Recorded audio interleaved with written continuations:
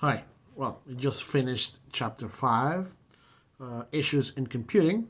And this chapter had three sections, three topics: information system security, ethical and legal implications of information systems, and Windows security.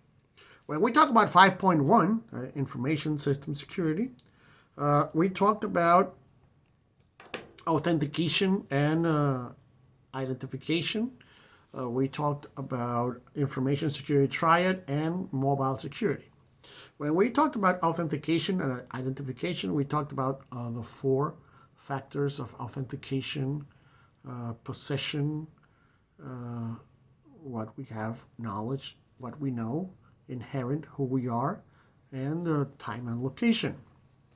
We talked about multi-factor authentication. We talked about a verification. We talked about identification. That identification is just saying I am Peter. Verification goes beyond that, and it's the background checking or the vetting to see if you are who you say you are.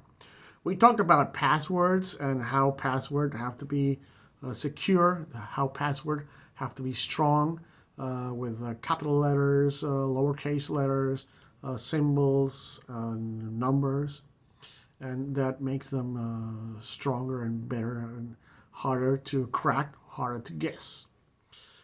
We talked about the CIA, as we said, information security triad, confidentiality at the C, integrity, that's the I, and the A, it's availability. So normally when we are looking after our data, we have to look up at the CIA, and we have to focus on the CIA in order to keep our data secure. Then we talk about mobile security, and we talked about how we have to be aware of our devices. There's a BYOD trend to bring your own device. Normally we use our computers and our smartphones at home, and we can use them also at work. That's bring your own device. And at campus, in high school and college. And that, of course, requires that you have to be careful about your devices, not leave them around. And that's something important. You have to keep your software updated. You have to look out of and beware of the phishing. We're going to talk phishing in 5.3. And those things are very important that we have to take into account. Then we talked about 5.2.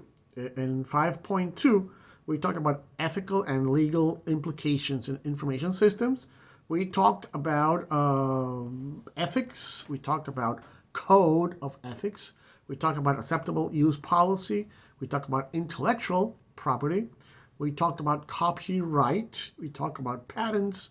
And we talk about privacy.